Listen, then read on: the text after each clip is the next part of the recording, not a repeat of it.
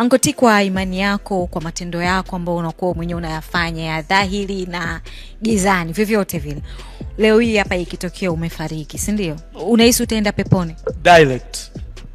Sio hata ile kuna ile pepo ya kukwama. Yaani mimi ni pepe niko umo na kunywa maziwa. Yaani situmia hata dakika huko hawajamaliza kulia. Mimi niko huko wapi huko? Pepo huko ya nini sijui inaitwa. Yaani niko huko maziwa na kutoa shanikea tende, mzabibu kwa pamoja masinia. Wanaingia wananipepea. Kwa sababu mimi msafi sana wa nafsi.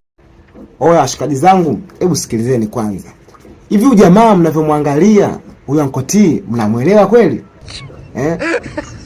Kama mwanaume aliyokamilika, lijali mwanaume, kweli anaweza kaongea hivi? Sauti hivi nyororo kabisa, mtoto wa kiume, sahihi. Oya. Nikipata nafasi kwenye nchi wanaume wa design hii wote tunawatimua. Wanaume lijali aliyokamilika kweli, mtoto wa kiume, asikuongea hivi au wauni wanamkamua au